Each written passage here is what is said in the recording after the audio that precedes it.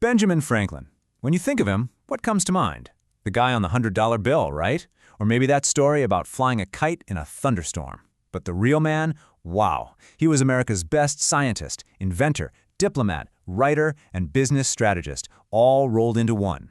He was, in so many ways, the first American. So let's really dive into the life of this incredible guy. And man, was he a master of the witty one-liner. Take this one, from his insanely popular Poor Richard's Almanac.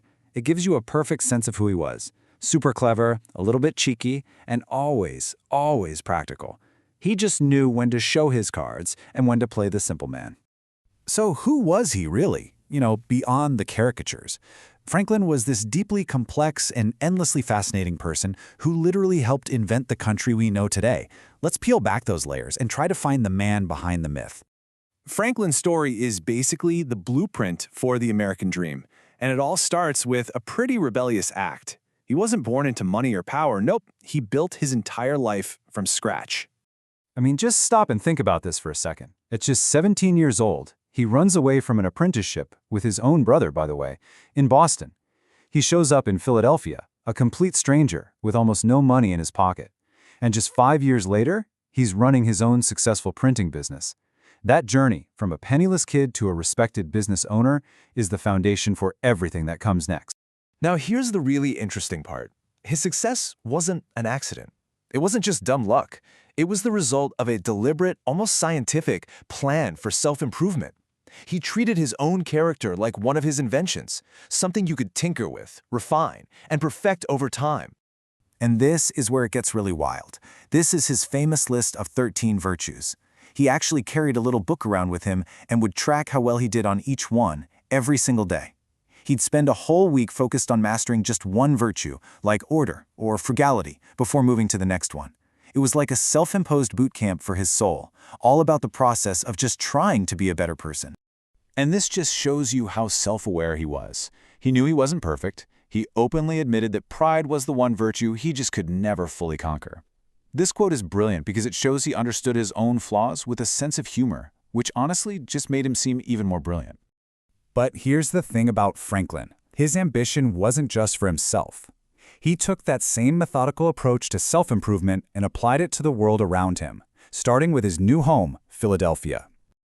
He basically developed a repeatable formula for getting things done.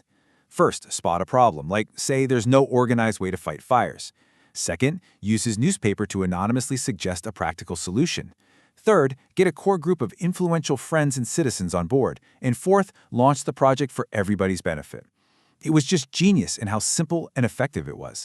And just look at what this formula produced. We're talking about America's first lending library, a totally revolutionary idea back then, a volunteer fire department, a hospital, a university.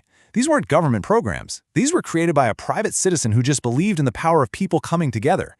He was literally building the fabric of American society from the ground up. Franklin's knack for bringing people together wasn't just for Philadelphia, though. When the American Revolution kicked off, the colonies were desperate for help. So they sent their most famous citizen, now in his 70s, to France on a mission that was absolutely critical: win an alliance. Okay, so you have to picture the French court at Versailles. It's the absolute peak of fancy, aristocratic culture. And Franklin shows up and does the exact opposite of what everyone expects. Instead of the powdered wig, he wears the simple fur cap. Instead of fancy clothes, he's in a plain brown suit. He basically invented this persona of the wise, authentic, New World philosopher, and the French absolutely went crazy for it. His face was everywhere, on medallions, snuff boxes, you name it. And his popularity wasn't just some fad. It translated directly into real diplomatic power. In 1778, riding the momentum from the American victory at Saratoga, Franklin secured the official military alliance with France. This was the turning point of the war. It brought the full might of the French military to America's side. Game changer. And if you want to know just how big of a deal he was, listen to what the man who replaced him had to say. When Thomas Jefferson, the guy who wrote the Declaration of Independence, arrived to take over, this is how he put it. Franklin wasn't just some diplomat, he was an icon, absolutely irreplaceable. But Franklin wasn't done yet, not by a long shot. After the war, he came home to take part in his final great public service, creating the United States Constitution. Picture this. He's 81 years old, often in a lot of pain, but he attended the convention every single day. He wasn't there to give fiery speeches. His very presence served as a source of wisdom and stability, this calming influence on all the younger, more hot-headed delegates arguing over the future of the entire nation. This was his core message. You got this room full of brilliant men, all with very strong, very rigid principles. And Franklin was the voice of pragmatic compromise. He knew that for this new nation to even have a chance, everyone was going to have to give a little. Fighting would get them nowhere. They had to work together. And his wisdom wasn't just talk. It directly led to breaking the convention's biggest deadlock. The large states and small states were completely stuck on the issue of representation. Franklin helped create the Great Compromise, which gave us the two-house legislature we have today, balancing everyone's interests. It's really not an exaggeration to say that this compromise saved the Constitution. And what's truly remarkable is that even in his 80s, he was still growing. Franklin, who had owned slaves earlier in his life, became the president of an abolitionist society. His very last public act was to send a formal petition to the new Congress urging them to end slavery for good, a powerful final statement on liberty. So, when you put it all together, what's Franklin's ultimate legacy? Well, it's nothing less than the blueprint for a whole new kind of person, the American. His philosophy on life was just as practical as his inventions. He believed that real happiness isn't found in some big, dramatic lottery win. Instead, it comes from the steady buildup of small daily improvements in simple pleasures. It's an incredibly down-to-earth and relatable way to think about a well-lived life. His life story really became this new ideal, a belief that anyone, no matter where they started, could achieve something great. A deep commitment to making your community better, and above all, this practical, can-do spirit that cares more about what works than about rigid ideas. That's the archetype he left for all of us. So I'll leave you with this question.